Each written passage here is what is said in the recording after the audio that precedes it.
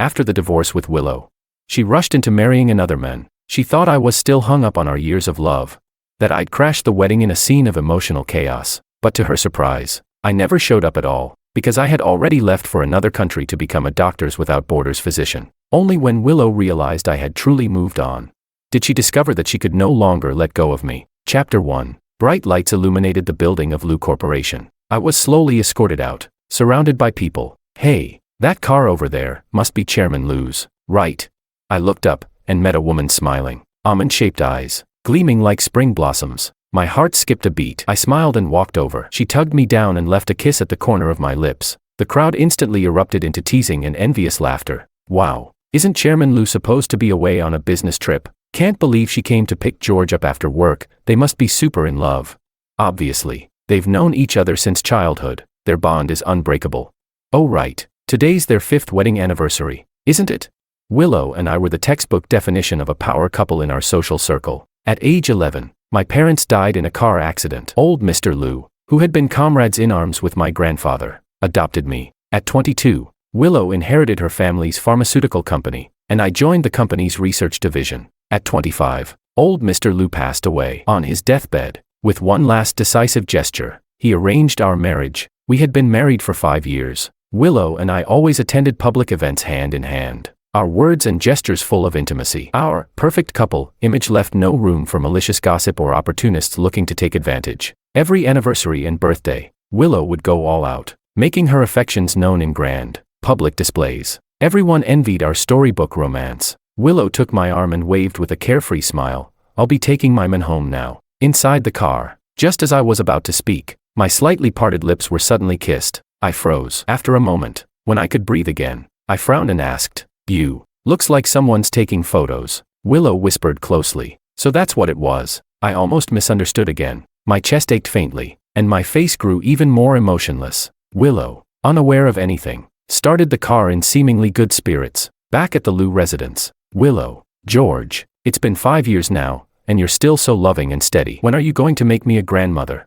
Sandra asked with a cheerful smile at the dinner table beside her. Martin nodded approvingly. Still a long way off, Mom. Willow replied casually and naturally. We're both busy, no rush. My expression remained unchanged, but my fingers tightened slightly around the fork. Everyone thought we were a loving, harmonious couple, even her parents, Sandra and Martin, but only Willow and I knew the truth. There wasn't even a hint of romantic love between us. That night, I stayed at the Lou home for the first time in a long while. As I washed my face, Willow was in the shower. Suddenly, the phone she'd left on the counter buzzed. I glanced at it instinctively, and froze. I miss you so much. The contact name, Makoto. My face had gone nearly pale. I stood frozen in place until the sound of running water stopped, and her warm, relaxed body leaned toward me. George, blow dry my hair, will you?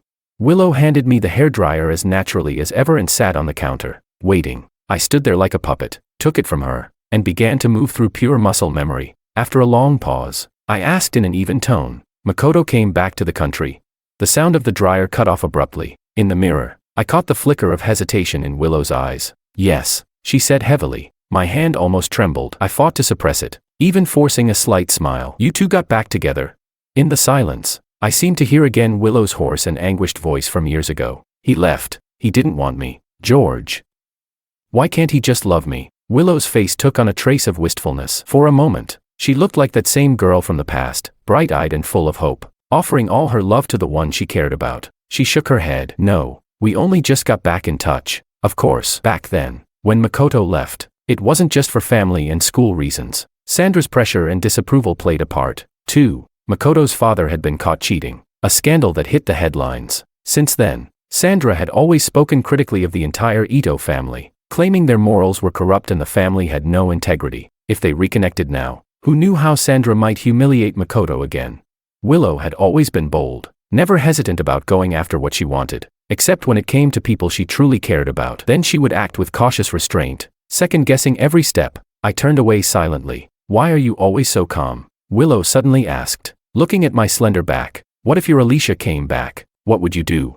I paused for a moment but didn't answer. Willow shrugged, somewhat disappointed, and her expression softened again as she picked up her phone. I stood by the window, expressionless. My jet-black eyes seemed forever devoid of any emotion. People often said I was like a cold machine, calm, rational, and hopelessly dull. And yet now, there was a shimmer in those pupils, the rims of my eyes, even the corners, were visibly red. I silently mouthed a single word, idiot. In the end, you still couldn't let him go. Chapter 2. Oh, right. Willow suddenly remembered something and handed me a bag. Anniversary gift. Inside was the latest luxury brand watch, elegant and high-end. Probably the kind of thing no man could dislike, at least in the eyes of a woman. I forced a polite smile and said thank you. Even though I never wore watches like this, Willow had given me countless similar gifts, every one of them tasteful and impressive. She played the role of a perfect wife almost impeccably. But I knew, when Willow truly loved someone, it didn't look like this. I don't even know what he likes anymore. I heard her absent-minded murmur while holding her phone.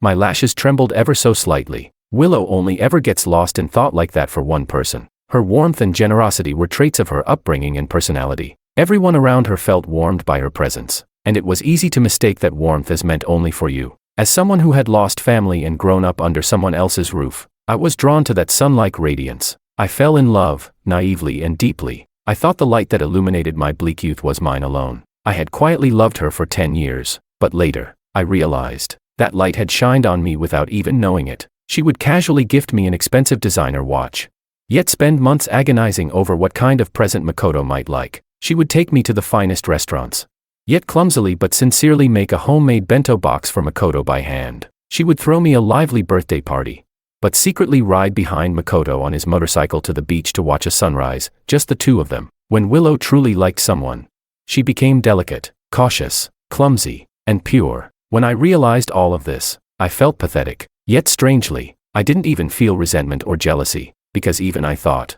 Makoto was amazing. He deserved Willow's affection far more than I did, but why now? Right now, I'm her legal husband in name and law. Makoto had left her without a word. 4 years, but the moment he returns and crooks his finger, her entire heart turns toward him again. That night, I was jolted awake by a sharp pain in my stomach, only to find the person who should have been beside me was gone. Startled, I reached for my phone, and was unexpectedly met with a social media post from Makoto. In my youthful arrogance, I lost the one who cherished me most. Thankfully, she never left. The photo was subtle, vague. Only a woman's partial silhouette could be seen. My stomach clenched in spasms. Cold sweat formed on my forehead. I stared blankly at the hand barely visible in the photo, a ring clearly gleaming on one finger. But somehow, I didn't feel like I had the right to accuse Willow of betrayal, because our marriage had always been a business deal from the beginning. Willow couldn't inherit anything unless she married me, and I, emotionally indifferent, didn't care who I married. I knew Willow agreed to it not just for the inheritance, but also as an act of defiance against Makoto. I didn't mind being used. After all, who among us was truly noble? In the beginning, we maintained a courteous, contract-bound relationship. Our actual lives didn't change much. Then one night, after too much alcohol, we lost control and ended up in bed together. The next day, we didn't speak of it. But from then on, we silently accepted the physical comfort. I was gambling, waiting, foolishly hoping that time would turn familiarity into love. But in the end, I lost. Willow never fell in love with me. Those 5 years were like a dream I stole for myself. I never expected the dream to shatter so quickly. A month after that night, I opened my email and found a message from a paparazzi. There was a price tag, along with attached photos. Willow, arm in arm with Makoto, entering a hotel. I stared at the unmistakable backs of the two of them for 10 whole minutes. Then, eerily calm, I transferred the payment to buy full rights to the photos. The man in the picture was tall and elegant, even more handsome and poised than when he was a youth. And me? I shifted my gaze to the reflection in the mirror, disheveled hair from long days in the lab, eyes glued to data, face haggard and exhausted. When are you coming back? I sent the message to the person who claimed to be on a business trip. It took hours to get a reply. Not sure. Things are kind of busy lately. There was no need to lie. Really. I stared at the message bubble and thought, Willow could have just said it directly, that she'd reconnected with Makoto, that the spark between them had reignited, that she still loved him. After all, we could have had a calm discussion, and just gotten the divorce over with. My vision blurred for a second, then quickly cleared. I didn't have the right to hold on to anything. Leaving the lab, I didn't want to return to an empty house. So I wandered aimlessly along the streets. Suddenly, someone tapped my shoulder. George, long time no see. Under the streetlight stood a woman, gentle as moonlight. I blinked in surprise before recognizing her. Alicia.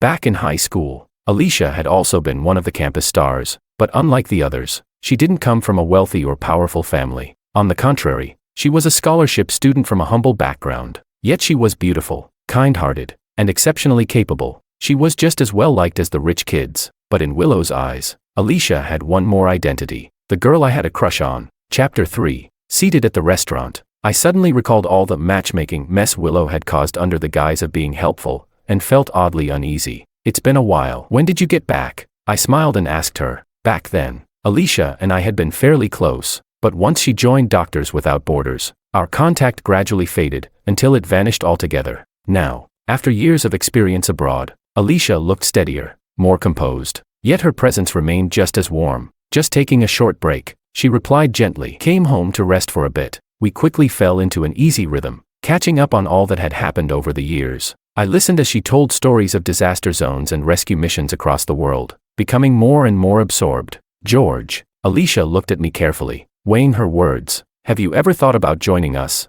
I froze. Back then, one of the main reasons Alicia and I became close was because of our similar backgrounds. Her parents, both Doctors Without Borders, had died in conflict zones. My mother, as it happened, had been their classmate in med school. I had once had ideals, beliefs, but I'd also had attachments and selfishness. So even when Alicia mentioned this to me years ago, I'd only listened, never dared to act. But now, that image from my inbox surfaced again. Willow and Makoto, pressed southwest, intimately close. Maybe soon, there wouldn't be anything left tying me down. A few days later, Alicia sent over brochures and application materials. I sat in my study, quietly reading them. Suddenly, the door opened. I calmly switched the screen without missing a beat. It was Willow. She wore her usual relaxed smile, but something about it seemed off. What are you up to? She walked closer as she spoke, the scent of alcohol drifting with her. I wasn't ready to tell Willow anything about this, so I deflected casually. Reading reports. Have you been drinking? My tone wasn't particularly friendly, but Willow just let out a soft laugh, then draped herself over me like a sleepy cat. Warm touches began to trail across my shoulder and neck. I shivered instinctively and raised my hand to gently push her away. I want to. Her slurred words spilled out between breaths, and those glistening eyes locked onto mine, dazed, seductive. Who do you want? Me, or Makoto? Logic told me I should stop, but under her gaze, my hand, once ready to resist, slowly lost all strength. I couldn't resist Willow. I never could. After years as a married couple, our bodies knew each other too well, too intimately. Sweat trickled down my forehead, and in the haze, I vaguely heard Willow say something. The photo. Want to know what it is? My brows furrowed, voice hoarse. I asked, what? I met her eyes, and suddenly sobered up completely, because in the middle of this act, her gaze was strangely calm, deep. Without a word, she picked up her phone, tapped a few times, and turned the screen toward me. The heated air turned cold. I stared at the image, a candid photo of me and Alicia. My eyes blinked slowly. When did you reconnect with her? Why didn't you tell me? Willow's chest felt tight, like something was pressing down on it. In the photo, George smiled, so warm, so gentle, a kind of expression she'd never seen directed at herself. They looked so close, so natural together. Had it been going on all this time? I shifted my gaze from the screen to her face. Willow still wore her usual easy smile, but I clearly caught the subtle trace of displeasure behind it. For a brief second, I almost believed she was jealous. Then I laughed internally. It wasn't jealousy, just wounded pride. She'd been caught off guard, exposed. There was no way it was anything more. I lay back down, suddenly feeling drained and powerless. Willow's voice took on the faintest note of confrontation. Don't you have anything to, Makoto? I cut her off, my gaze fixed on the woman who fell instantly silent. I have photos of you and Makoto, too. You two are back together.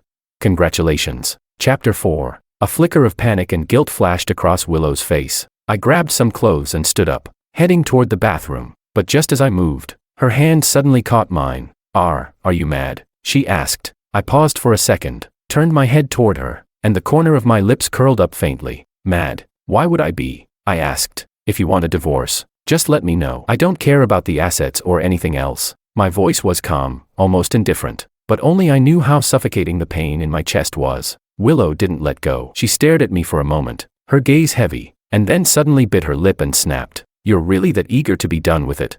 You say it so lightly, like you can't wait to get divorced tomorrow and run off to Alicia the next day.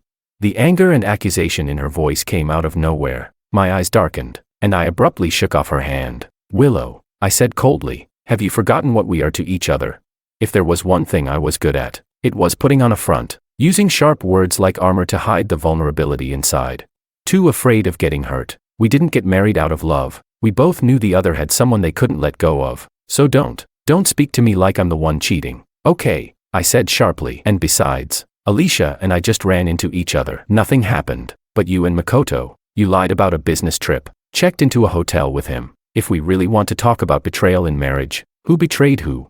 I stopped myself, swallowing the rest of the sentence. Willow's face had turned visibly pale. Her chest rose and fell slightly. Lips pressed tight. She had no reply. Just 10 minutes ago, we were wrapped in passion. Now, not a trace of warmth remained. When I came out of the bathroom, Willow was gone. Not a shadow of her left in the house. We were in a cold war. For the next 2 weeks, we barely spoke. Sometimes we didn't even cross paths. During those long, silent nights alone, I slowly began filling out the application form. A few days later, after work, Willow showed up quietly to pick me up for a social gala. I'd been surviving on barely any sleep, but I still forced a smile and linked my arm with hers. I didn't expect him to be there. Makoto, wearing a perfectly tailored suit, he approached us with practiced ease and familiarity. George, he smiled, eyes crinkling. Long time no see. My entire body tensed, but under so many watching eyes, I had no choice but to return the pleasantries with a smile. What was the point of this? In a quieter corner, my expression was flat, but my voice carried the undercurrent of frustration. If Makoto was going to be here, why did you still drag me along? Willow was uncharacteristically silent today. Her dark eyes stared at me without blinking, impossible to read. Why not? She replied calmly. I thought you two got along pretty well. I had no response. I had a gut feeling something was off with Willow, but I couldn't pinpoint exactly why, and I had no way to refute what she said. After a long silence, I turned away and left her with just one sentence. Whatever. I just don't want people getting the wrong idea and gossiping. I sat for a while in the lounge, splashed some water on my face, and walked out after calming myself down. My leather shoes made no sound as they sank into the carpet. At the end of the corridor, 2 figures were entangled. As I got closer, the low rustle of intimate whispers reached my ears. Impossible to ignore. My brain stalled for a moment. Without thinking, I just walked straight toward them. The sight of Willow and Makoto kissing passionately hit me head on. It was the first time I had seen them being this intimate with my own eyes. Willow had her back to me, wrapped in his arms, her head tilting back again and again as she kissed him, only to be forcefully held in place by his hand at the back of her neck. That position, I knew it all too well. It was Willow's favorite way to be kissed. I had kissed her like that countless times. Suddenly, her tightly shut, trembling eyelids flew open, and Makoto locked eyes with me, without missing a beat. My breath hitched. I could clearly see the satisfaction and smugness in his pupils. When Willow weakly began to push at Makoto's shoulders to pause the kiss, I jerked backward, leaning against the wall. My mind went blank. My breathing shook. My heart pounded, fast and sharp with pain. What are you doing hiding here, George? I flinched violently, eyes widening in shock as Makoto appeared before me. His expression as calm as ever. His cheeks were still flushed, lips slightly swollen and glistening. I opened my mouth but couldn't make a sound. Makoto, on the other hand, casually patted me on the back, speaking as if we were close. You stood there watching for quite a while. Got something to say? That provocative look he'd given me earlier still flashed in my mind, though I didn't understand why. You two got back together, I said slowly, my throat dry and hoarse. That's nice. Makoto's beautiful face leaned in close. His dark, shiny eyes stared directly into mine. He didn't speak for a long moment. George, he finally said, voice soft as a drifting feather. All these years, and you're still the same hypocrite. Do you even realize? What I hate the most is that holier-than-thou act, like nothing ever gets to you. His voice trailed off to almost nothing. Then, all of a sudden, Makoto grabbed my hand and slammed it into his own face. A red handprint bloomed across his cheek, and blood appeared at the corner of his mouth. George, Makoto shouted hoarsely, eyes blazing. Why the hell would you do this? I trusted you back then, and because of you, Willow and I spent years apart because of some stupid misunderstanding. And now I'm back. Can't you at least let us be together properly? My arm, used without consent, still hung in the air. Then it hit me. I turned my head and saw Willow stepping slowly out from the side, handbag in hand. Chapter 5. What are you saying? I stared at Makoto, my brows drawn tightly together. Makoto clutched my arm, looking aggrieved and on the verge of tears. You're still trying to deny it? When I went abroad years ago, I gave you the first watch Willow ever gifted me, and asked you to tell her, if she truly loved me, she'd wait. But what did you do? Makoto accused, voice rising. You never told her, did you? And you threw the watch away. Then you used the fact that Grandpa Lou liked you to get him to write up that engagement clause in his will. I stared at him in disbelief. twisting the truth, making things up out of thin air, and somehow, making it sound convincing. A watch, a message. I was so furious my hands trembled. Clenching my fists tightly, I snapped back. Do you have any proof? Why would I even do something like that? Why? Makoto, still with tears on his face, suddenly smiled. George, because you're in love with Willow. You were obsessed with her, weren't you? So crazy about her you'd do anything to get her.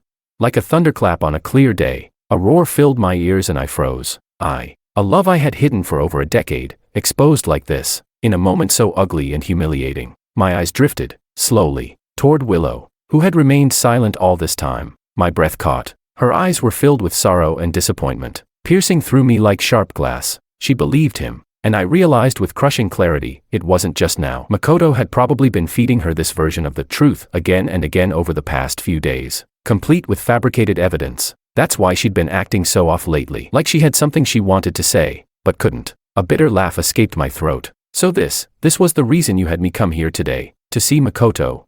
The more absurd it became, the more I laughed, my lips curled with bitter irony. You wanted to see what dumb thing I'd do next to try and ruin your tragic little love story, didn't you? Makoto was still breathing hard, overcome with emotion. After a long pause, Willow finally spoke. So it's true. You really, all this time, you were in love with me. Makoto went still. For a fleeting moment, an odd blankness crossed his face, but neither of us noticed. It was all too humiliating, too pathetic. I knew if I stayed a second longer, I wouldn't be able to hold back the tears. Who I love is none of your business anymore. My eyes were red, but my voice was calm and even. Willow, let's get a divorce. Without waiting for their reactions, I turned and walked away, my pace quick and firm. Only once I was in the back seat of the car did my body finally release the tension. My head hung low. A tear landed on my trousers, followed by a quiet, stifled sob. Alicia had finally received my application for Doctors Without Borders. Overjoyed, she invited me to a cafe to talk more about the details. My eyelids had been puffy for days. Even when we met, the swelling hadn't fully gone down, but I wore a neutral expression and even seemed oddly cheerful, discussing various plans with Alicia in high spirits. Suddenly, a shrill ringtone interrupted our conversation. The caller ID read Sandra. I answered, and her overly calm voice came through the line. George, how are things going with you and Willow lately? Any fights? A half-drafted divorce agreement popped into my mind. I responded casually. Why the sudden interest, Mom?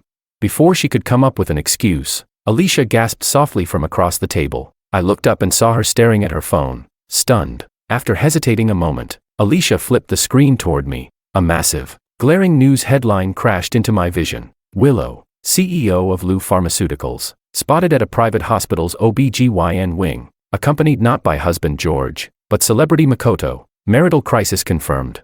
Chapter 6, The Lu Residence. On the sofa sat Sandra and Martin, both with stormy expressions. Willow knelt in the center of the living room, her head bowed, but her back was perfectly straight. Young Master Wang is back. The housekeeper's voice finally broke the heavy silence. Willow flinched slightly and turned her head, meeting my indifferent eyes. I gave her only a brief, careless glance before looking away, but for some reason, that small gesture made her heart clench. It took her a couple of seconds to regain her composure. Sandra frowned and quickly pulled my hand into hers, her voice filled with guilt and concern. George, look at you.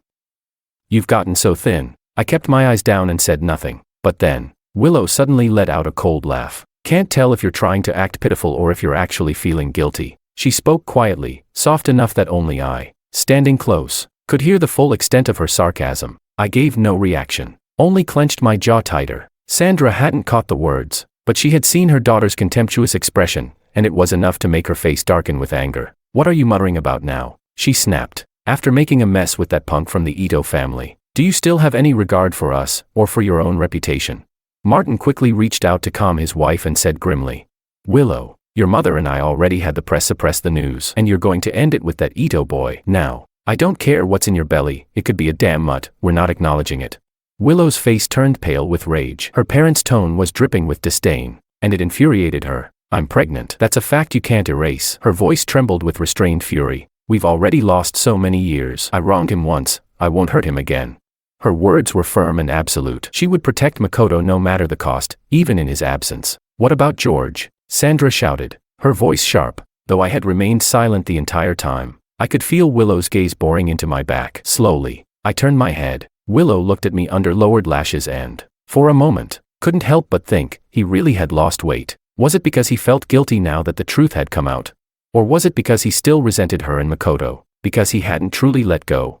She tried hard to read something from my blank expression, but my eyes were as still and lifeless as stagnant water, and that only made her feel more restless. So she stared into those eyes, and said, deliberately, one word at a time, I've made up my mind. From now on, I'll only be with the one I love. My lashes fluttered rapidly. A glimmer of pain, impossible to suppress, cracked through my pupils. Willow caught it, sharp and unmistakable, and in that flash, she felt a twisted sense of satisfaction, but also, unexpectedly, a tinge of discomfort. Utter nonsense. Sandra exploded. Dad, Mom. I finally spoke, my voice calm and level. I turned my head and paused for 2 seconds, then suddenly bent down on both knees. Gasps filled the room. Willow stared in shock at my thin, kneeling figure. Then she heard my voice, cold and detached. Willow and I have already discussed it. We're getting a divorce. The room fell into a stunned silence. Willow opened her mouth, but only managed a broken whisper. Go.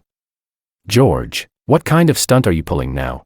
Sandra was nearly in tears, panicked. George, I understand you're upset, but divorce, this is too far. We can still. Aunt Sandra, that word, aunt, not mom, hit her like a slap. Her eyes widened in disbelief, and Willow, still looking at my back, suddenly felt an ache tightening in her chest, but she couldn't figure out why. Chapter 7. My face was pale, but I knelt with a straight back and spoke calmly. All these years, I've never forgotten how much I owe the Liu family for raising me. I'm truly grateful. Even after Willow and I divorce, I'll still visit you often. There's no love between Willow and me. We're not right for each other. Now that Makoto is back, just let them be together. I gave a small laugh. Didn't you always say, Aunt Sandra, how much you wanted to be a grandmother?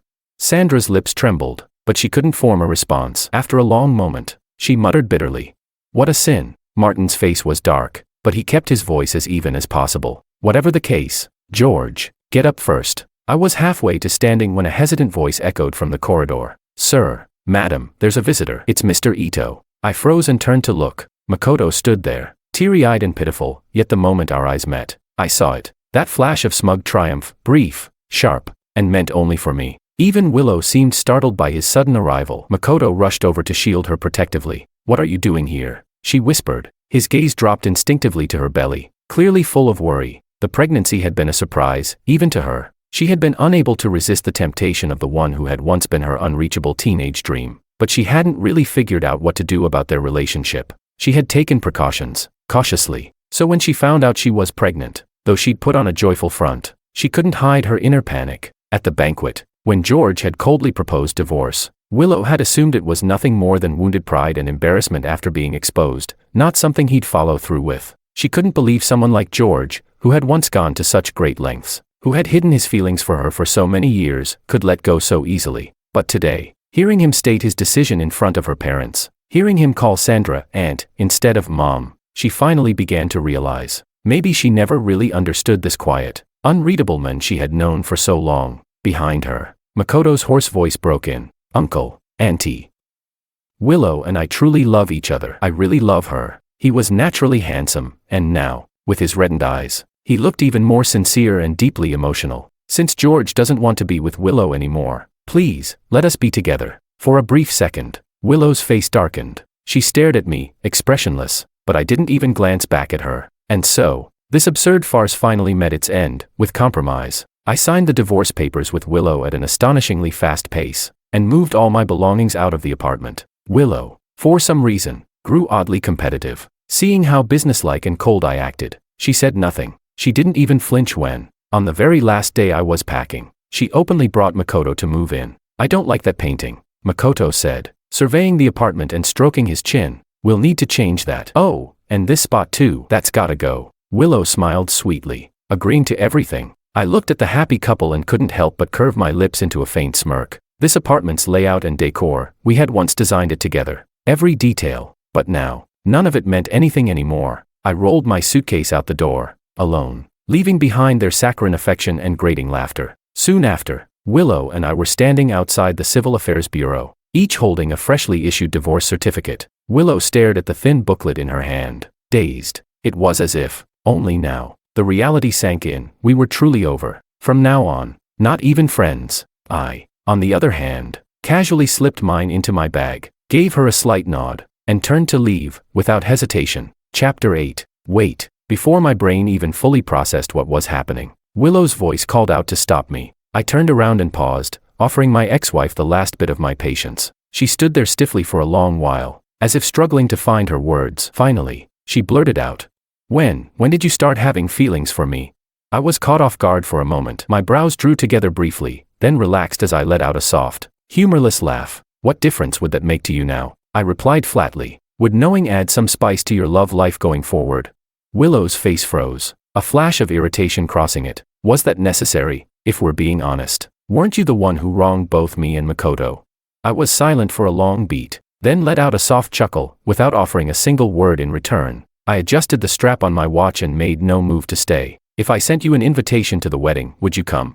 Willow suddenly shouted toward my back, her voice oddly loud and uncertain. But by the time I pulled away in my car, she had received no answer. 3 months later, Capital Airport, wearing simple clothes and no makeup, I pushed my luggage through the crowd, scanning my surroundings. "Over here, George." A calm, soft-spoken woman waved at me. I instantly smiled and walked toward her. Alicia patted my shoulder with a teasing grin. "Nervous? You ready for this?"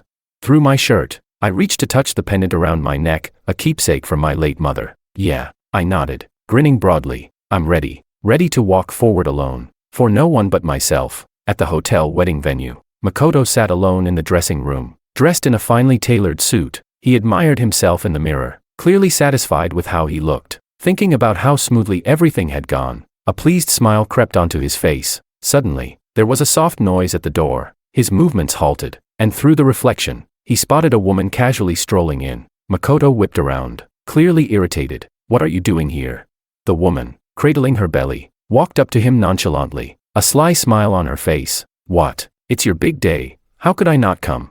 She leaned in and wrapped her arms around him. "Babe, you look so handsome today." Makoto's cold expression faltered. After a few playful shakes from her, he gave in and let out a reluctant, but smug, smile. "You're way too clingy, Maria. Don't mess up my hair." "Ugh." Maria let out a dramatic sigh. "So handsome, and yet you're marrying another woman, my poor heart." Makoto gave her a side glance, half amused, half annoyed. "You know damn well I'm doing this for you. If it weren't for you," he mumbled, but didn't finish the sentence. Maria quickly forced a smile, pulling his hand to her belly. Yes, our hero," she cooed.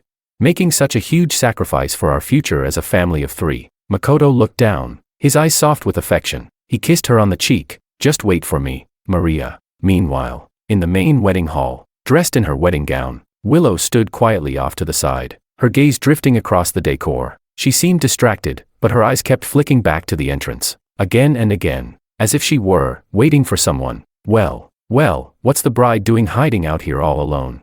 A playful voice broke through the silence. It was Sophia, Willow's longtime best friend. She wrapped an arm around Willow's shoulder, following her gaze toward the doors. "Let me guess," Sophia said with an annoyingly teasing smile. "Don't tell me you're waiting for someone."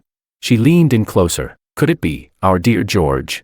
Willow's expression didn't change. She shot Sophia a sideways glance, but didn't respond. Sophia had been a heartbreaker since they were kids, falling for one guy after another. Her relationships never lasted more than 3 months. Back in high school, she'd even had a fleeting crush on George. One time, they were all hanging out together, and Sophia had a little too much to drink. Her mouth got ahead of her brain. "Just look at George, all clean-cut and proper in that boring school uniform. Honestly, I've never played with that type before. Just wait. You guys, watch me." Smack. Her words were cut short as she crashed onto the table, knocking over a bunch of bottles, groaning. F***CK, Willow, what the hell?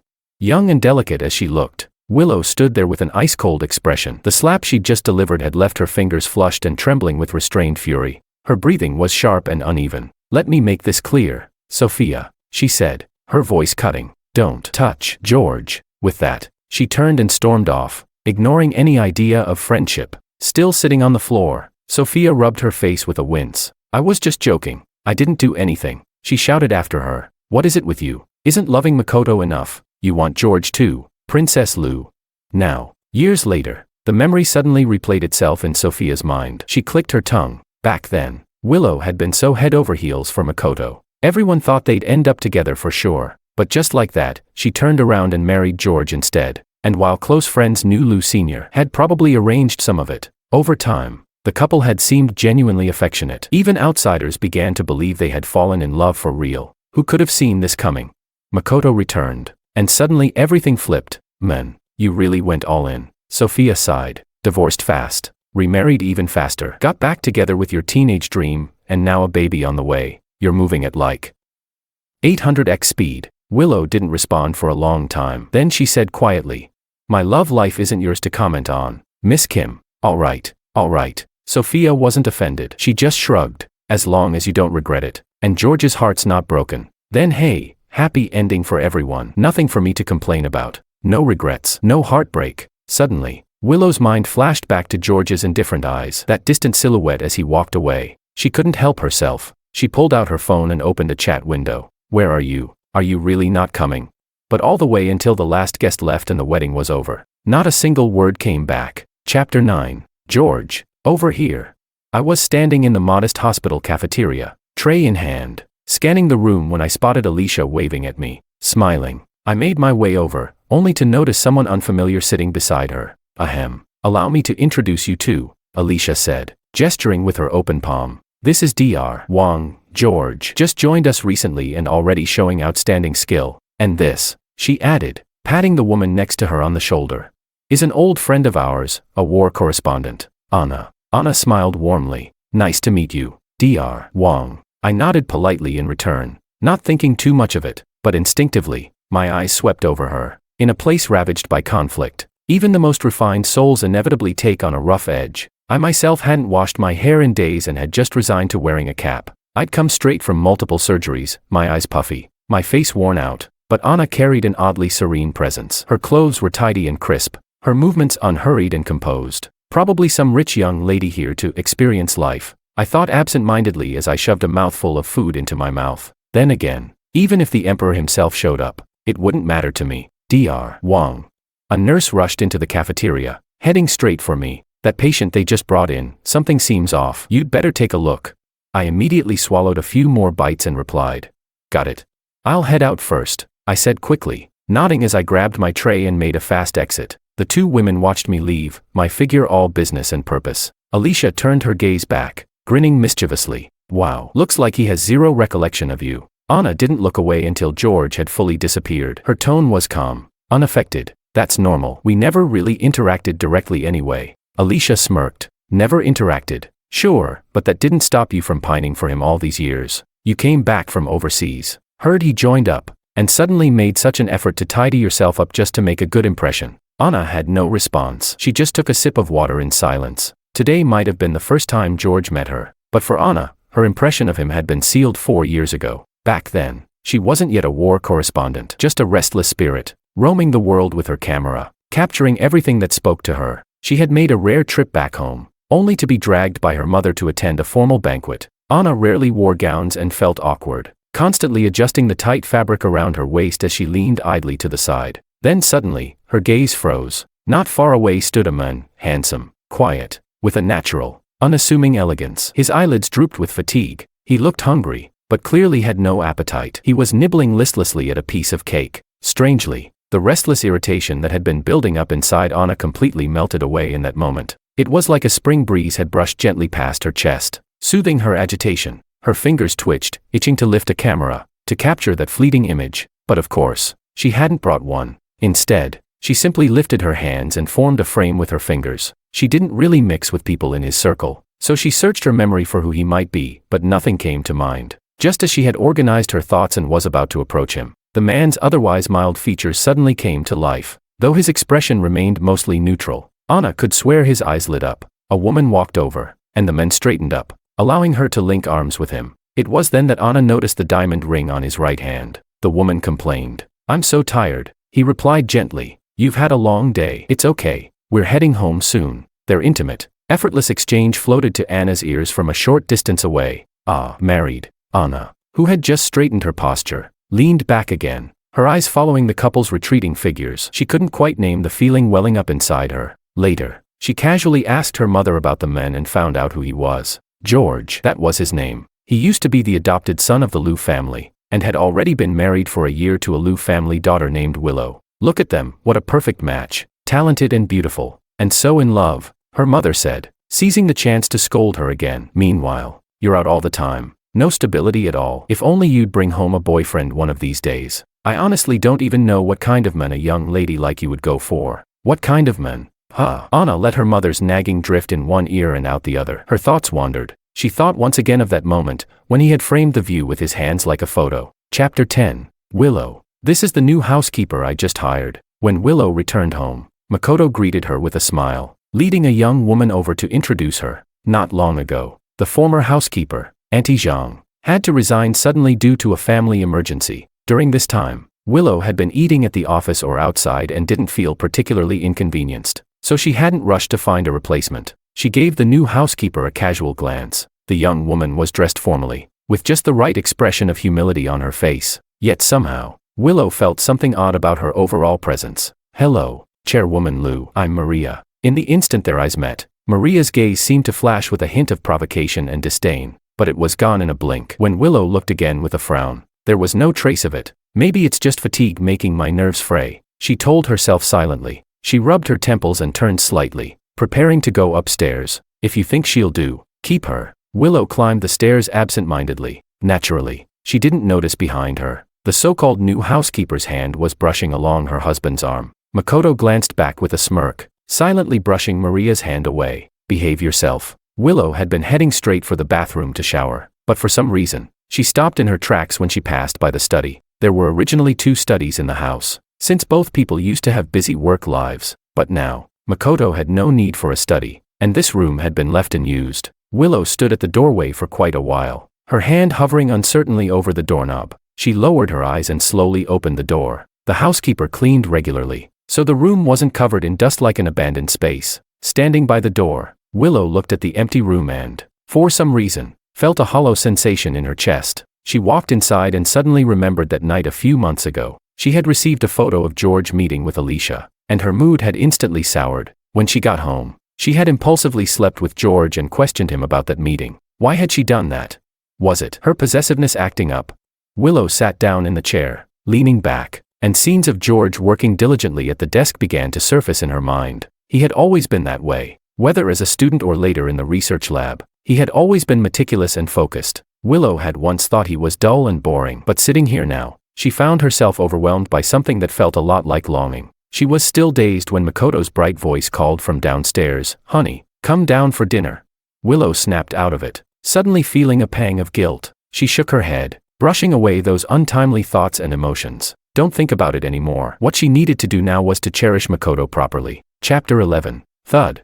Standing in the suddenly pitch-black bathroom, my hair still full of foam, I froze in place. What the hell? Power and water outage. I quickly wiped the water off my body and threw on a loose t-shirt and shorts. I walked around the room, but couldn't find anything to rinse the shampoo from my hair. Helpless, I pushed open the door, planning to go out and see what was going on. My shoulder jerked back suddenly. I had just bumped straight into someone holding a lantern. Anna Sue. The woman looked startled too by the door opening so suddenly. After a pause, she replied, "That's me," she explained. "There was an issue with the main switch. I wasn't sure if you were affected too, so I came to check. My room's pretty close to yours." She tilted her head and pointed, "Just over there." I followed her gesture, nodded in understanding. "Ah, okay, thanks." For some reason, Anna suddenly lowered her gaze and fell silent. As I looked down slightly into her eyes, I found myself randomly thinking they were actually quite beautiful. Suddenly, something cold dripped down my shoulder, a clump of foam falling from my hair. "Ah," I said awkwardly, brushing at my head. The water went out while I was washing my hair. So, yeah, maybe I imagined it. But Anna's lips curled slightly, as if she were trying not to laugh. She said gently, "There's a lake out back. The water there's fairly clean. You can make do with that." Under the silent night sky, the only sound was the soft splashing of water. Anna stood on the grass with the lantern,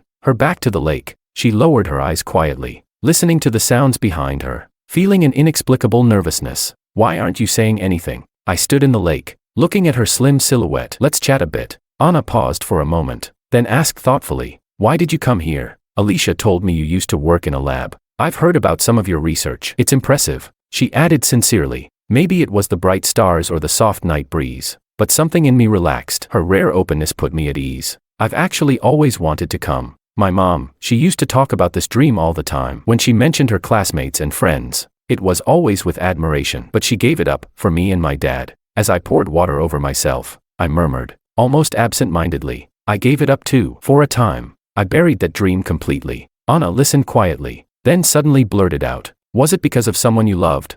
The moment she said it, she regretted it and quickly tried to take it back. Sorry, I didn't mean to. It's okay. I was slightly taken aback, but not angry. I even smiled. You're not wrong. That's exactly why. Did Alicia tell you? Yeah. I was married before. I only came here after the divorce. It had been a long time since I'd last thought of Willow. Now that her name had come up, I was surprised by the calm I felt inside. No heartbreak, no turmoil, just a faint, unavoidable sense of wistfulness. Anna's voice was soft. Why did you two divorce? Because she didn't love me. Behind me, the sound of water stirred, and slow footsteps approached. I came out of the lake with a towel draped over my head, still dripping slightly. Anna froze, instinctively turning away. But then she seemed to realize something and quickly turned back. Sorry, buffed. I couldn't help laughing. For some reason, she seemed kind of adorably awkward. It's not like I'm naked or anything. You don't have to be that cautious. Anna tugged awkwardly at her earlobe, her ears slightly red with heat. After a couple of seconds of silence, she brought the topic back up. What you said earlier, what did you mean? Exactly what it sounded like. Our marriage was a bit complicated, I explained as I dried my hair. Basically, it wasn't mutual love. She had someone else she cared about. Anna's gaze unconsciously dropped to a droplet of water on my neck. It clung there a moment before slowly tracing down my skin and disappearing into my collarbone. But, you did like her, didn't you? Was it painful? I looked down, as if thinking it over, then smiled. Whether I liked her or not, I guess it doesn't matter all that much. Either way, it passes eventually. I draped the towel around my neck and tilted my head back, eyes reflecting the sky. Wow, there are so many stars tonight. They're beautiful. Anna only glanced up briefly before her eyes returned to me. She looked at my tilted profile and softly responded with a quiet Suddenly, I felt something settle on my shoulders. I turned my head and blinked in surprise, my hands automatically catching the towel now draped over me. Anna's delicate face was close, her ears clearly flushed red. It gets cold at night, she explained, and you're still dripping wet. Use this first. Oh, okay. I suddenly felt a bit dumb, stumbling over my words. I hadn't been self-conscious earlier, being shirtless and all, but now, unexpectedly, I felt a little embarrassed. There was a faint scent lingering on the towel, Anna's scent. We walked back to the house in comfortable silence. At the door, we stood still for a moment, looking at each other across the small space between us. Good night, we spoke in unison. Chapter 12. Top floor of the Lou Corporation. Willow was working at her desk when a sudden, sharp pain stabbed through her lower abdomen. Just then, Sandra walked in and let out a terrified scream. Willow, are you okay? Willow collapsed to the floor, clutching her stomach, struggling to speak through the pain. She gasped, Makoto, call Makoto. By the time Makoto rushed to the hospital at full speed, Willow was already in the operating room. He was panting as he asked, Mom, how is she? Sandra's face was full of worry. I don't know. She's been in there for a long time and hasn't come out yet. You have no idea. If I hadn't gone to the office today, who knows what would have happened to her? Her eyes were red and brimming with tears, clearly still shaken. The moment I opened the door, Willow was already lying on the carpet, and there was blood everywhere. At her words, Makoto's brow twitched, anxiety flashing across his face as he stared at the glowing red light above the operating room door. Suddenly, Sandra seemed to think of something and turned to him sharply, her voice rising in anger. And you, where the hell were you? It's so late, why did it take you this long to get here? Guilt flickered briefly across Makoto's face, but he quickly tried to explain. I was busy. Mom, really, if I'd known something like this would happen, I would have never left Willow alone. Not for a second. No one knew how long they waited outside the operating room. At last, the red light went off. The doctor emerged, drenched in sweat, pulling down his mask. Congratulations, mother and daughter are both safe.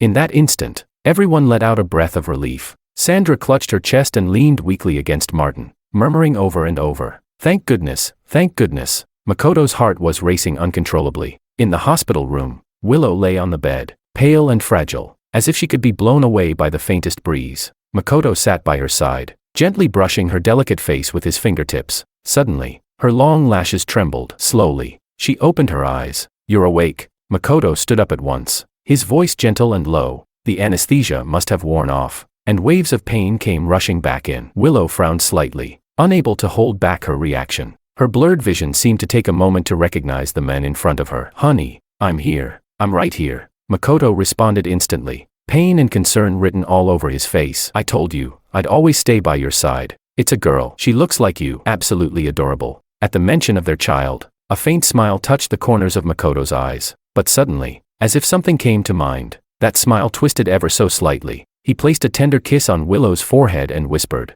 "You've worked so hard, Willow." Willow's heart tightened. As she slowly closed her eyes, a strange bitterness rose in her mouth. Chapter 13. Several days later, still at the hospital, in another room, a woman gently rocked the crib with a faint smile on her face. Suddenly, the door opened and someone walked in. The woman looked up and instantly froze. Her expression cooled, and she straightened her posture, a subtle air of distance forming between them. "What are you doing here?" Makoto walked in with a smile, standing by the crib and peeking inside. "Ah, this little baby is so adorable." As he reached out to touch the infant, his hand was sharply slapped away. Maria snapped coldly, "Don't touch her." Makoto paused, stunned for a few seconds, then clicked his tongue in annoyance. He walked around and sat by the crib. "What's the problem? She's my daughter. I can't even touch her." Arms crossed, Maria scoffed, her face expressionless. "Your daughter? Funny how she only becomes your daughter now. Where were you when we were fighting? Where were you when I called after falling down the stairs? Huh? Did you remember she was your daughter then? And all these days, not even once did you show up. You've been too busy playing house with that woman and that kid. They're the real family to you." Her voice grew more emotional with every sentence, her eyes starting to redden. A flicker of impatience and irritation crossed Makoto's turned-away face, but when he looked back, it was once again plastered with a conciliatory smile. Okay, I was wrong. Totally my fault, baby," he said, slapping his own cheek in mock punishment. "I made you upset. I'm sorry. The Liu family's been hanging around non-stop. I didn't have a single chance to sneak in." Willow went through hell delivering that baby. He leaned in and peppered Maria's face with kisses. Maria's expression softened slightly, her lips twitching in restrained emotion. "Fine." Looking into Makoto's tender, flirtatious eyes, she actually felt a bit guilty. "It must be hard for you, having to keep sweet-talking that family. You've worked so hard, hubby." It seemed she had already forgotten that the reason for her premature labor was a furious argument with Makoto over the phone that ended with her falling down the stairs. Makoto caressed her face gently, voice full of fake warmth. "Don't worry, I've taken care of everything. I already swapped the babies. Our daughter will be raised like a princess." Maria's cheeks flushed red as she wrapped her arms around him in satisfaction. Suddenly, a buzz came from her pocket. She slipped out of Makoto's arms and checked her phone. "Who is it?" he asked. "No one," Maria replied calmly. "Just an old friend." Her fingers flew across the screen as she quickly replied, then turned back with a sugary smile and threw her arms around Makoto again. "Maria baby, when are you coming over? I miss you." "In the next couple days. Prepare some pretty ones for me." Chapter 14. Knock knock. Coming. I opened the door, and froze for a second. "Anna, what's up?" She wore a soft cotton linen shirt, a gentle smile playing at her lips as her eyes curved in a warm arc. "There's going to be a bonfire party tonight," she said. "It's hosted by the locals. It's your first time here during one. Want to go?"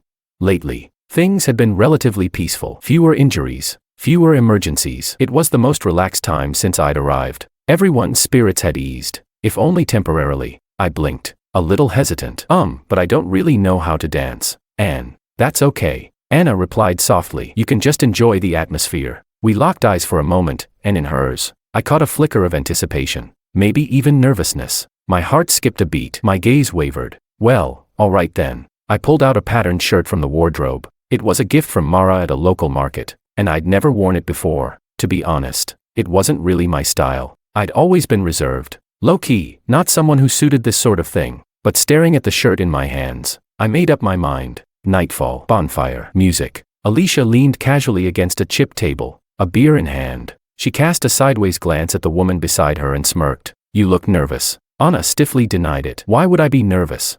Is George coming?" "You invited him yourself," Alicia teased, looping an arm around her friend's neck. "I swear, the vibe between you two has changed recently. Don't tell me your wish is finally coming true. Is there something you're not telling me?"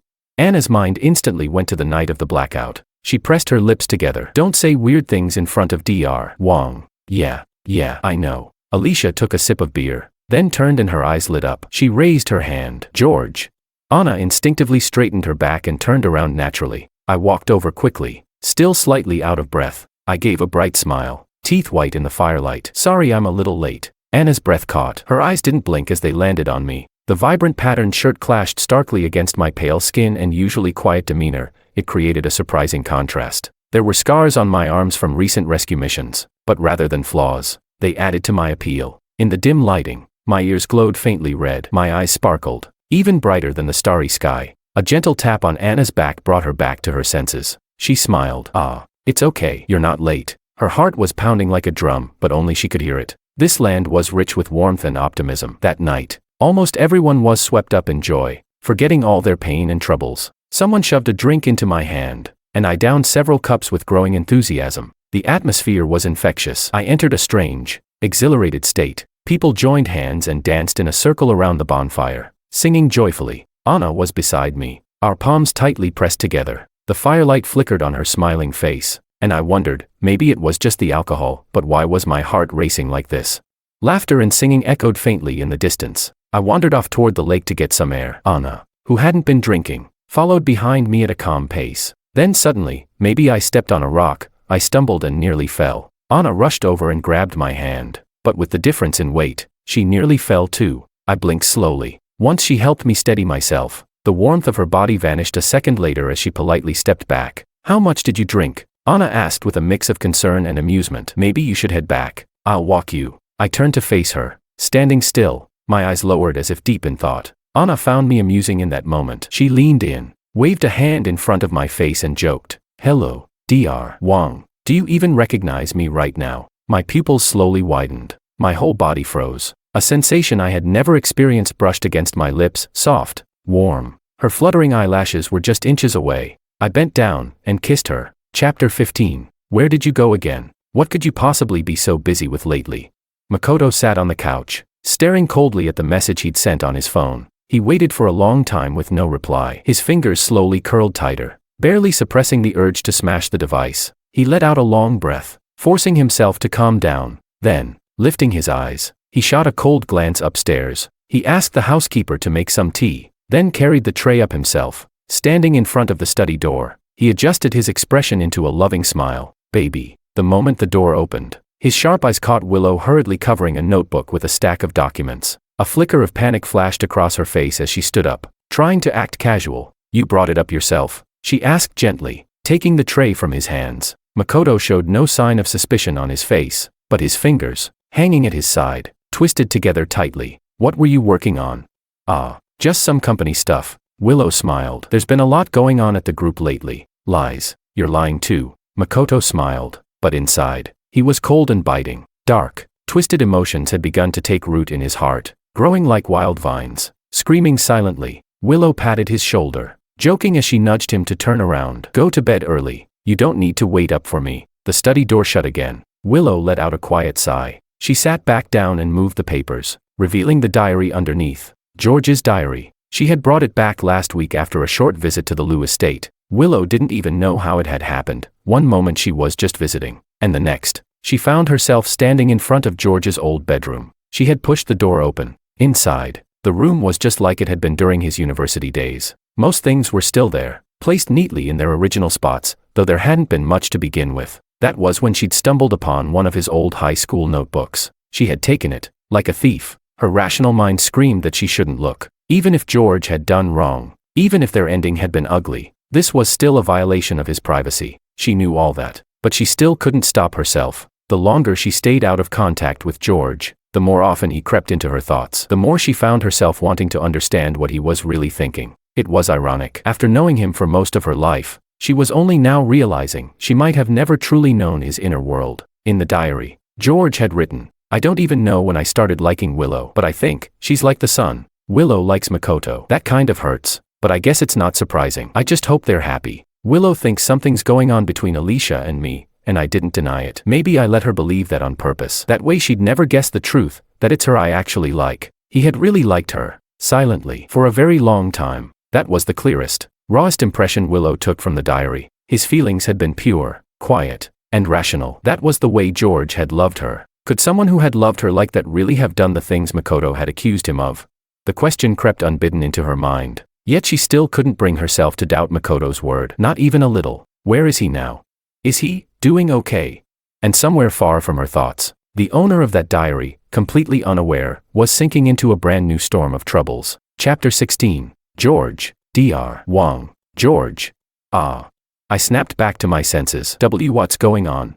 I was telling you there's a new virus outbreak in the disaster zone. Alicia said with an exasperated frown. Where were you just now? You've been completely out of it. I pressed my lips together and gave an apologetic shake of the head, but my mind kept replaying the night of the bonfire. Even though it had been a week, every time I thought about it, I wanted to collapse from embarrassment and scream into the void. How could I get drunk and force a kiss on someone?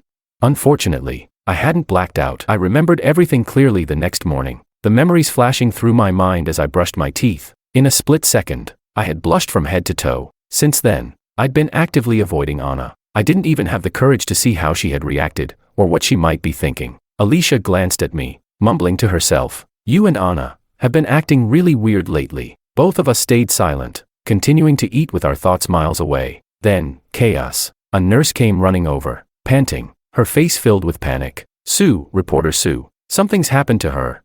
She might have been infected with the virus." By the time Alicia and I got there, Anna had already been locked inside an isolation chamber, waiting for the test results. The room had a transparent wall. You could clearly see Anna sitting on the bed, staring off into space, looking a little bored. Alicia rushed off to the lab to track the test. I stood alone in front of the glass, my mind blank. Anna, who had been looking around the room casually, suddenly turned her head as if sensing something, and locked eyes with me. She froze for a second, then immediately got up and walked over. I had no idea what kind of expression I was wearing, but Anna looked up at me through the glass, her gaze filled with calm and a trace of helpless reassurance. Her lips moved. She was saying something. My limbs were stiff, my reaction slow. It took me a moment of watching her mouth move before I understood. "I'm fine. Don't cry. Don't cry." Was I crying? I blinked in confusion. My vision blurred for a second, then cleared again. No tears had actually fallen, but my eyes were red, so red they looked like they could bleed. Anna had been photographing in a high-risk zone and got caught up in a dispute, during which she was accidentally scratched by an infected person. She'd responded quickly and calmly, informing the doctors and cooperating fully as they rushed her to the hospital. Anna had always been carefree, used to uncertainty and danger. Life and death didn't weigh heavily on her. When she realized she might have contracted a deadly virus, she had a brief moment of panic, but it passed quickly. She had chosen to come to a chaotic war zone. Risk was part of the deal. If she got infected, then so be it. At least her case might help modern medicine advance. But it wasn't until she saw George's helpless face pressed against the glass that fear truly took root in her. If she really was positive, if she truly didn't make it out alive, this man, would he be sad? After all, they had kissed. Anna thought half-jokingly, though it was only because he was drunk. But still, she really didn't want to see George cry. The two of them stared at each other in silence, each unsure of what the other was thinking. Suddenly, I lifted my hand and gently pressed it against the glass, fingers slightly curled. Anna blinked in surprise, then slowly raised her own hand, placing it directly across from mine. It was as if we were holding hands through the barrier. My lips, pale from tension, parted. I leaned close to the glass and said, one word at a time, "Anna, when the results come out, no matter what they are, I have something I want to tell you." I spoke loudly, so from inside the isolation chamber, Anna could vaguely make out the sound. She stood frozen for a moment, her heart suddenly racing. I didn't stay long. There were still other patients to tend to. I couldn't remain by her side, and the test results wouldn't be ready that quickly anyway. In the early hours of the morning, I quietly returned to the isolation ward. To my surprise, she was still awake. We looked at each other in silence, a quiet understanding passing between us. Then I leaned back against the glass and slowly slid down into a crouch. Minute by minute, time trickled by, until the first pale light crept across the horizon, and Alicia came running over, out of breath. When she saw me, she looked startled, then broke into a bright grin. "The results are out. She's not infected, completely healthy." The weight that had been crushing my chest finally dropped. I stood up in a daze, my limbs tingling and weak. Alicia opened the isolation room door. Anna stepped out as if nothing had happened, calm, gentle, composed. We stood quietly for a few seconds. Then suddenly, I pulled her into a tight embrace, one hand pressing firmly against her back. Before Anna could even react, she heard my voice, trembling yet steady, right by her ear. "I like you, Anna. Love is the most fragile and elusive thing of all." Chapter 17. When no one else was home, Makoto quietly entered Maria's nanny room. The moment he smelled an unfamiliar men's cologne on her discarded clothes, his mind went eerily blank. Willow said she loved him, yet had always unconsciously defended George, and now she spent her days secretly clinging to George's diary. Maria said she loved him too, but even after all he'd done for her, even after she gave birth to his child, she was still sneaking around behind his back, seeking out pleasure. And there had been many other women who claimed to love him as well. They all disgusted him. Only what he could hold in his own hands, tangible, controllable, was real. Money, power, fame, and now, his daughter. These things would never betray him. Makoto held the tiny baby tenderly in his arms, whispering, "Daddy will love you forever." He stood in a daze for a moment. Then suddenly, he sensed something was wrong. She was burning up, way too hot. His expression turned instantly grim. The baby had a fever. Willow was in the Lu Corporation's office reviewing documents when the call came in. Some of her assets had recently encountered minor issues, and her brows had been furrowed tightly all morning. But when she heard the tension in Makoto's voice on the other end of the line, her brows knit even tighter. She immediately called for the driver to take her to the hospital. Maria, upon hearing the news, also found an excuse to tag along. In the car, Maria looked at the rearview mirror and casually asked, "Chairwoman Lu, did something happen?" Willow, still focused on her phone as she tried to calm the panicked Makoto through messages, didn't even look up. "Emma has a fever," she said flatly. Maria's eyes paused for a moment, her pupils flickering. "I see. Don't worry, Chairwoman Lu, the child will be fine." However, when both women arrived at the hospital, Emma had already been sent into the emergency room. Makoto stood frozen in fear, his entire body stiff, face pale as he gripped Willow's hand. Their eyes met Maria's just behind them. Makoto froze for a moment, then quickly looked away. "If something happens to the baby, if something happens to Emma, I really won't be able to live with it." His voice was hoarse with despair. Willow gently patted his shoulder and back, doing her best to stay composed. "It's okay.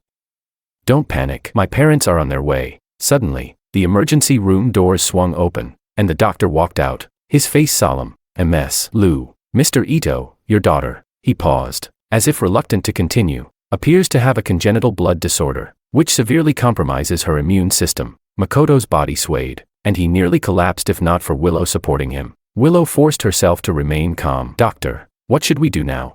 At the moment, the doctor replied, "She needs an immediate blood transfusion from a direct relative, preferably the biological mother. Once her vitals stabilize, we can assess further treatment." Willow nodded without hesitation. "All right, no problem." Willow immediately rushed forward without hesitation, but after only a few steps, she suddenly felt a tug on her sleeve that halted her. She looked down and saw that the once panicked and disoriented Makoto had suddenly gone silent, his sharp, gaunt face now ghostly pale. Assuming he was just worried for her safety, Willow gently comforted him. "Makoto, let go. It's okay. I'll go with the doctor to donate blood." She pried his hand off and began following the doctor, when suddenly, his voice rang out behind her, heavy and shaky. "Wait."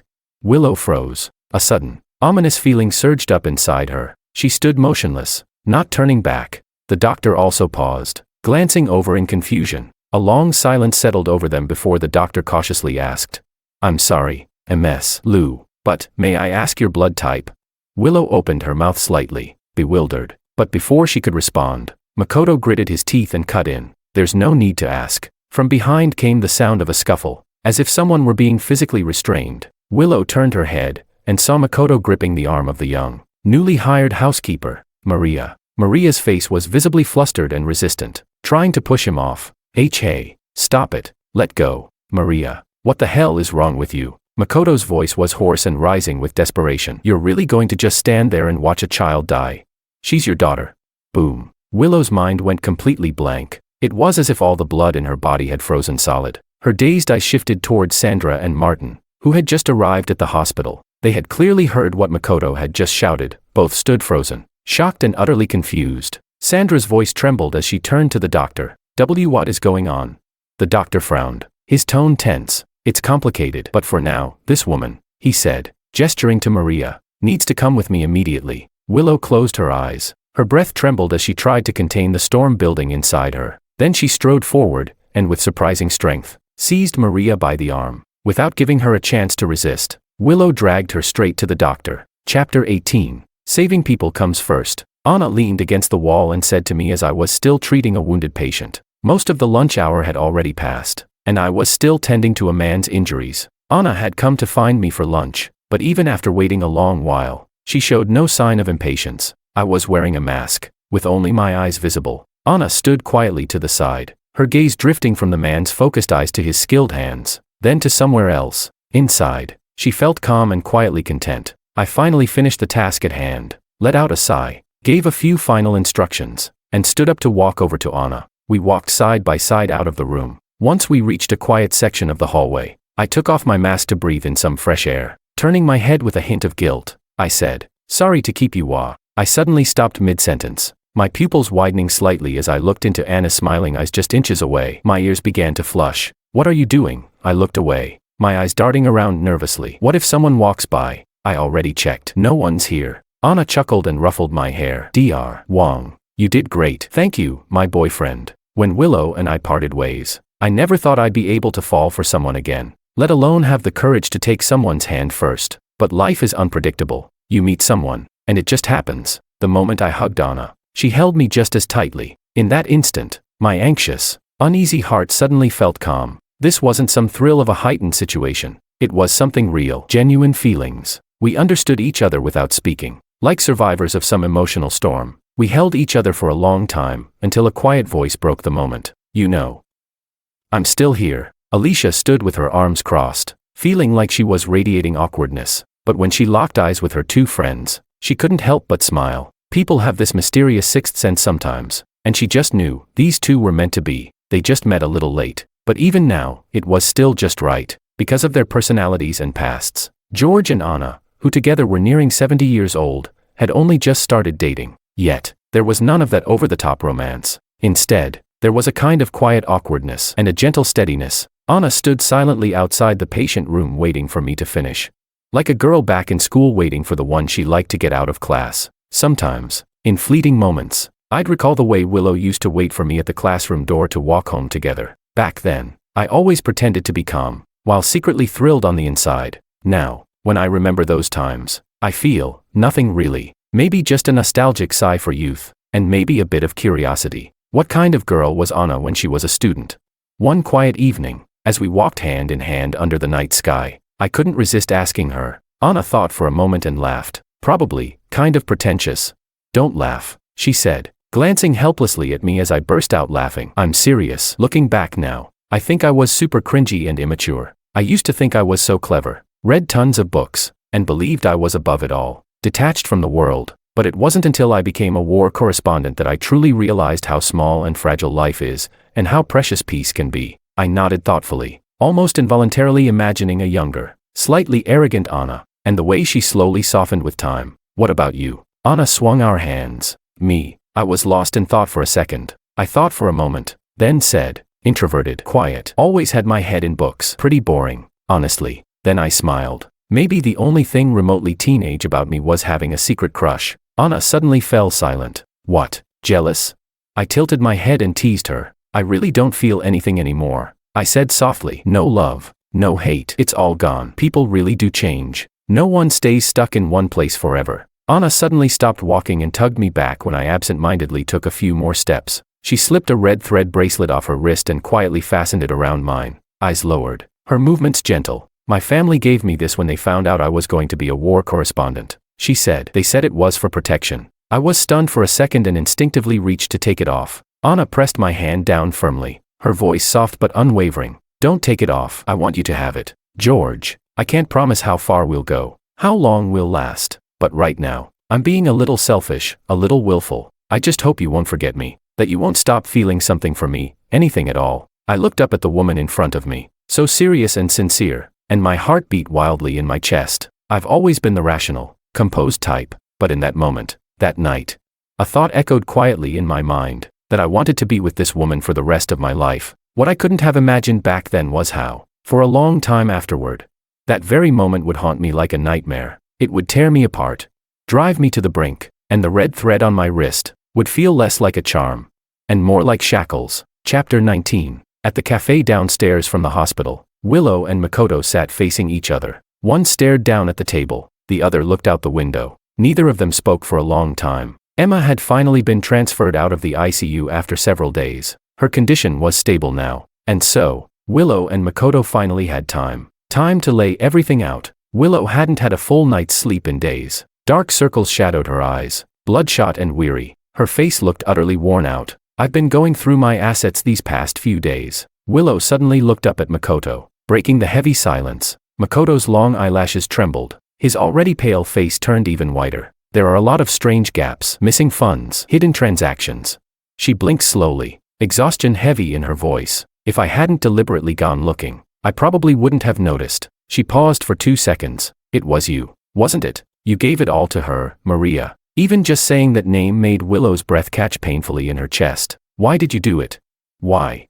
That was the one question that had haunted her through countless sleepless nights, and still made no sense. Makoto's lips pressed into a thin line. His profile looked cold and stubborn. He slowly turned his head to meet Willow's eyes. His lips moved slightly. Because I hate you, Willow. I really, deeply hate you. Makoto suddenly laughed. You keep saying you love me, but did you ever really see me? Do you even know what kind of person I actually am? You just projected your own emotions onto someone who fit your fantasy. His breath came quicker. George and you, both of you disgust me. He clearly liked you, but he had to pretend like he didn't care. Putting on this self-righteous act like he was starring in some tragic, unrequited love drama. Have you ever seen the way you act around George? Willow, you're a damn fool. After all these years, you still don't even know who you really love. Makoto remembered it clearly. One of his birthday parties back in high school. Everyone had gotten a little drunk from all the fun. At the end of the night, Willow took George home. Makoto had stood behind them, watching Willow half carry the stumbling George with a mix of annoyance and helplessness. You idiot, she muttered. Can't hold your liquor and still keep drinking. My mom's gonna yell at me for this. You talk too much, George slurred, his head resting sleepily on Willow's shoulder. The ones involved are always blind. It's the bystanders who see things clearly, and Makoto was the bystander who got dragged into it. He had stood there expressionless, but his fists at his sides were clenched so tightly his nails dug deep into his palms. Later, he met Maria, drawn to her dangerous, seductive energy. He fell completely for her, but then Maria got hooked on gambling, racked up a huge debt. Makoto's family never cared much about him, and Maria, she had no way to pay it back herself. As he stewed in frustration trying to find a way out, he saw the news about Willow and George. That's when the plan was born. Willow sat there, listening to Makoto's voice, sometimes resentful, sometimes laced with mockery, and felt a growing panic and confusion swelling inside her. And my daughter? She asked. Relax. We're not that heartless. Makoto said coldly. She's being taken care of. So, her voice cracked, dry and hollow. What you said, about George? Makoto smirked, pure contempt on his face. Obviously a lie. I just made it up. That idiot really believed you and I were in love. He even gave us his blessing. Can you believe that? Absolutely revolting. Willow's breath caught. It felt like a hand was slowly squeezing her heart. Tighter and tighter. A flood of memories surged through her mind. The flat, uneventful years of their marriage. The way George looked when he was misunderstood. His journals. So many things. Scene after scene. Clear and cruel. Her eyes reddened, and the fists resting on her knees slowly clenched. It was only in this moment that she finally realized. She really missed George, and she truly, deeply regretted everything. Chapter 20. When Willow received Alicia's call, she was both confused and emotionally unsettled. After all, 4 years, she had believed Alicia was George's unattainable true love, the one he had always carried a torch for. She recalled things she had done in the past, and the feelings that had come with them, and only now, in hindsight, she realized, maybe she'd been jealous back then. She just hadn't known it. Her voice was distracted. Hello, what is it? Alicia's reaction on the other end was strange. There was a long silence before a hoarse, dry voice finally spoke. George and I are back, but he's not okay. Willow rushed to the address Alicia had sent, her heart pounding. She ran down the hallway and flung open the door. Her steps came to a sudden halt. She stood there, breathing heavily, eyes fixed on the back of the men sitting in the room. Alicia and several other people, doctors, from the look of them, stood nearby, discussing something in low tones. Willow stepped forward slowly. Alicia noticed her and raised a hand to stop her. She looked utterly exhausted, carrying the weight of unspoken burdens. She hadn't rested properly in a long time. Willow leaned sideways, trying to get a glimpse of George's face, but all she could see were the bandages wrapped around his arm and his head. Her anxiety spiked. What happened? What's going on? Alicia glanced at George, then pulled Willow to the side. In a calm, concise voice, she explained everything. During the time George had vanished without contact, he had gone to Africa to work with Doctors Without Borders. There, he met Alicia's friend Anna, a war correspondent. They had fallen in love. They were together, but then Anna was caught in an attack. She died. Or rather, Willow suspected that Alicia had originally meant to say died, but changed it last second, softening it to was caught in the conflict. Anna had stayed behind to cover George's retreat, and was caught in an explosion. There was no body, no time, no conditions to search. In the war zone, people died every day. Lives were lost like ants underfoot. George was deeply traumatized. Since regaining consciousness, He had barely spoken. It was as if his soul had been left behind in that chaos. I figured, your family's the closest thing he has left. Alicia said quietly, her eyes closing in fatigue. That's why I called you. I thought maybe you could help him. The flood of information hit all at once. Willow was speechless for a long time. In a daze, she slowly walked over and crouched beside him. Her heart clenched. The man in front of her was visibly thinner. His already lean face looked almost sunken. There was no light in his eyes. Nothing but a gray, empty fog surrounding him. He seemed more like a ghost than a living person. Only the red string bracelet on his left wrist, something Willow had never seen before, stood out, bright, vivid, the only color left on him. George. Willow called his name gently, reaching out to pat him lightly. It's me, Willow, she said slowly, carefully, as if afraid of scaring him. Can you hear me? It's been a long time, George, she whispered to him for what felt like an eternity, until finally, there was a flicker of response. His pupils moved, slowly. He turned his head downward and saw her face. Willow sat up straighter, her voice trembling with hope. George, look at me. It's me, Willow. His lips moved. His brows drew together, slightly. Willow, you're... Willow, yes, I am. Willow's eyes burned, her heart aching so badly it was hard to breathe. Suddenly, his frail body began to tremble uncontrollably. His voice broke into fragments. She died. Willow, do you know she's dead? Anna. Her name was Anna. She died, for me. She died protecting me.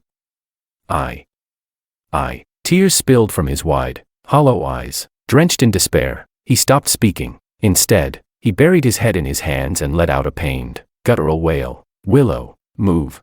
Alicia and the other doctors rushed over, trying to calm him, restrain him. Willow was pushed aside, landing on the floor. She stared at the scene in front of her, dazed. George's emotion spilled into the room like a tangible force, engulfing her, pulling her in. Her chest hurt, as if stabbed by 1,000 needles. She couldn't breathe. If she hadn't been so blind, if she hadn't believed Makoto so easily, would George have never gone to Africa? Would he have never met Anna? Would none of this have happened? Would he still be the same George she once knew? It was her fault. If time could rewind, if she had cherished George the way he deserved, would everything have turned out differently?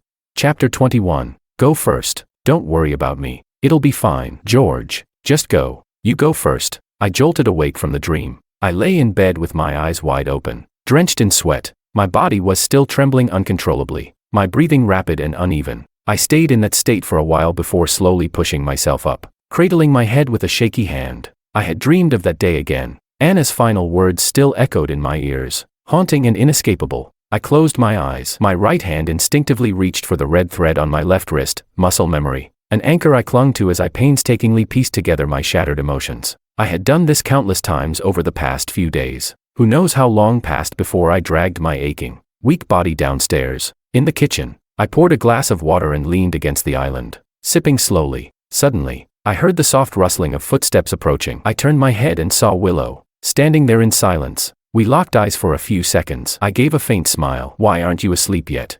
Willow's pupils were dark as ink, staring at me as if lost in thought. She dropped her gaze and said softly, I heard some noise downstairs. Came out to check. Willow walked over to me, picked up a glass, and poured herself some water too. The late night air was quiet. Not a word spoken between us. You've been staying here these days, I mentioned casually. What about Makoto? Why isn't he with you? We were staying at the Liu family residence. Sandra had found out about what happened to me and was heartbroken. She'd been trying everything to help me recover my strength, but I'd been drowning in my own emotions for so long. I had no space to care about anything else. Only recently had I started feeling a bit better, and only then did I begin to notice that something felt off. Speaking of your kid, I still haven't met them yet, I said, my tone light, as if we were just ordinary siblings chatting. Are they cute? Willow was strangely silent for a long time. Then, out of nowhere, she said, very cute, but they're not my child. I froze, not quite understanding what she meant. As I set the glass down on the counter with a soft clink, Willow's eyes momentarily lost focus. She slowly began to explain. I listened quietly as she told me what had happened during this time, and the truth behind it all. A complicated mix of emotions stirred in me. Absurdity, resignation, or maybe just the dull indifference of someone uninvolved. Maria never really quit gambling. After Makoto helped her patch up her previous debts, she went and lost a huge amount again. And she's been sleeping around with a bunch of people. Lots of folks have their eyes on her now. It's not going to end well. Makoto's done with her. I gave a quiet in response. So what are you two planning to do? Divorce. We're getting the paperwork done in a few days, Willow said with her head lowered. As for the child, he's Makoto's, of course, but the kid's sick, and I'll do my best to pull strings and find resources to help treat him. That's all. I tilted my head back and drained the last sip of water in my glass, nodding without emotion. Sounds good. Well, I'll just. George. Just as I turned to leave, my wrist was suddenly grabbed by a forceful hand. I didn't react. Willow clung to my arm, refusing to let go. She was clearly panicked, her words stumbling out. I'm sorry for how I treated you back then. I really am. I know I was stupid and slow to realize what mattered, but I've finally seen it now. I've changed, I swear. Can we start over?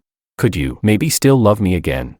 Her palm pressed against my skin, feeling the protruding bones. It broke her heart, how George was still so thin, so worn out. She truly wanted to treat him well now, to make up for all those lost years. I didn't shake Willow off, nor did I speak for a long time. We just stood there in that posture for who knows how long. At last, I spoke. Willow, I accept your apology, but let's not. Willow's emotions plunged again, stunned as she watched me turn away. I gently slipped my hand from hers. My eyes were calm, yet glistening. There's no chance for us anymore. I really did love you all those years. Even now, I'm grateful. You once brought light into my life, but the past doesn't come back, and I no longer have the strength to love someone again. Chapter 22. The divorce between Willow and Makoto was handled quietly and swiftly. Everything that needed to be said had already been said. When they walked out of the civil affairs office, they parted ways without another word. Halfway down the steps, Makoto couldn't help but turn his head. But unlike the endings in movies, no one was waiting behind him when he looked back. All he saw was the back of Willow's car as it disappeared down the road. He stood there for a long moment, dazed, before curling his lips into a self-mocking smile and turning away. Suddenly, his phone lit up with an incoming call from an unknown number. Makoto stared at the screen for a few seconds with a blank expression before pressing the answer button. At once, a voice came through that made his stomach turn. Babe, sweetheart, Makoto, help me. You have to help me. Maria's breathless, frantic voice continued. If even you abandon me, those people are really going to kill me. Emma, think about Emma. I'm her mother. You really want her to grow up without one. I'm begging you. Please save me. I swear I'll change.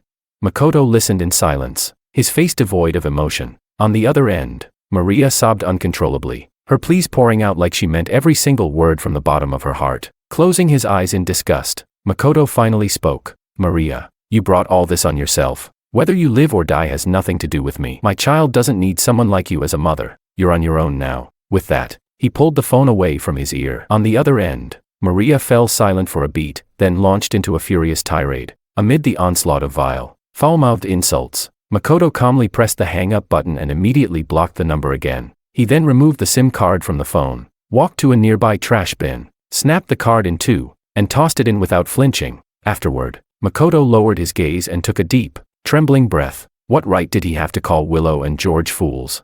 He was just as much a fool himself. It was like he'd been bewitched, falling for someone like that. Suffocated by the weight in his chest, Makoto found himself wandering toward the park, hoping the air might help clear his mind. And there, he unexpectedly ran into someone. We crossed paths on the winding path through the park, both freezing in our tracks. I stopped, a flicker of hesitation passing across my face. Seeing me begin to turn and walk another way, Makoto blurted out, "Wait." He rushed over, grabbing my arm to stop me from leaving. We sat down on a bench. Maybe it was the nice weather, or the fresh air carried by all the greenery, but for once, we talked peacefully. Makoto had already heard what had happened to me, and there was a quiet sense of sympathy in his expression. He hadn't planned what to say when he stopped me, spent half the time just figuring it out in his head. What kind of person was she? I paused for a moment, then realized who she referred to. Instinctively, my eyes dropped to the red string on my left wrist. Makoto noticed too, glancing sideways. She gave that to you? Yes. My expression softened slightly as I nodded, as if suddenly caught in memories, or maybe just searching for the right words.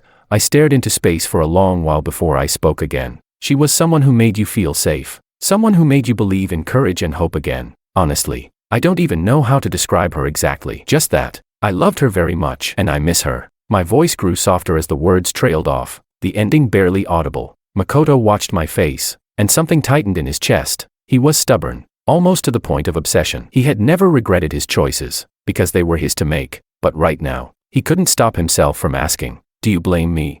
If it hadn't been for me, maybe you and Willow could have." I seemed surprised by his question. Then I actually gave a faint laugh and shook my head. I don't think like that. Even without you, Willow and I might not have ended well. Who can say for sure?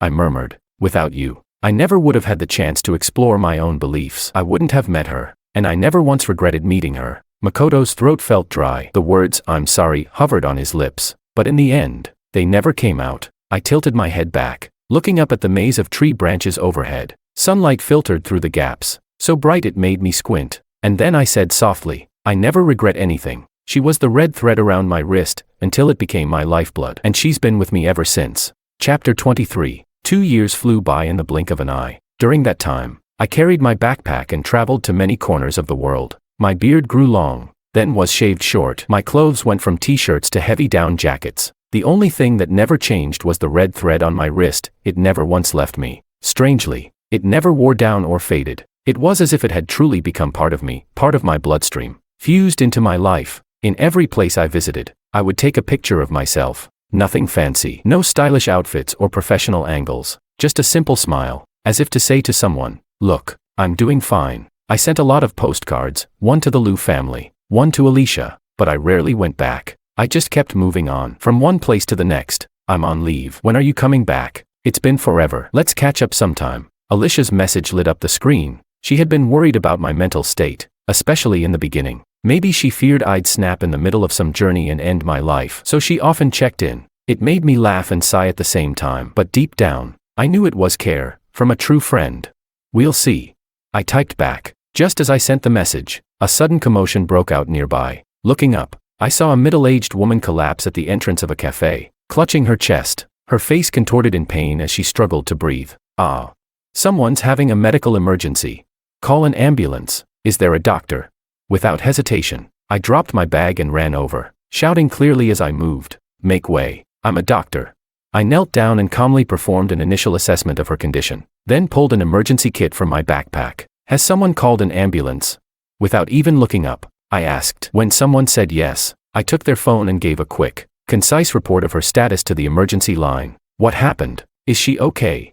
A woman's anxious voice called out from outside the crowd. My hands froze mid-motion. I jerked my head up. My heart skipped a beat. The world around me blurred. A familiar face, etched into my thoughts day and night, filled my vision. "Go, George." I quickly forced myself to focus again, suppressing every surge of emotion, and continued the rescue calmly. Only when the woman stabilized and was taken over by the medics did I finally exhale in relief. I stood up, legs weak and trembling, glancing around anxiously. My breath caught. She was still there, still standing in the same spot. The crowd had dispersed, leaving only her. At her feet, a cane rested silently. I stood frozen for a long time, unmoving. My eyes slowly turned red. Anna looked at me, her eyes just as red. She gave a gentle, sorrowful smile. "It's been a long time, George." "I'm sorry." I rushed forward and hugged her tightly, closing my eyes. My tears soaked through her shirt. Anna hadn't died that day. She had narrowly escaped the explosion. Someone saved her. She survived, but her legs were seriously injured. When she woke up in the hospital, she fell into despair. She couldn't accept the possibility of being disabled for life. She didn't have the courage to face me, didn't want to burden me. So she hid everything, faked her own death. For 2 years, she lived in this quiet town, running a small cafe. After a long period of depression, she suddenly picked herself up again and began rehabilitation. From relying entirely on a wheelchair to now being able to walk independently with a cane. I listened quietly as she told me everything. My heart ached for her, but there was no anger. We exchanged stories about the days we had missed in each other's lives. I told her honestly how I had felt, and when I saw the guilt and pain on Anna's face, I gently kissed her. "Don't say you're sorry. If you feel guilty, then don't ever think of yourself as a burden. Don't ever leave me again." Anna blinked in surprise, then let out a tearful laugh. She hugged her brave lover tightly. "I love you, George. I love you too." After all these years apart, to turn around and find the one you love still there. Only love and courage can give us the strength to embrace each other again, this time, never to let go.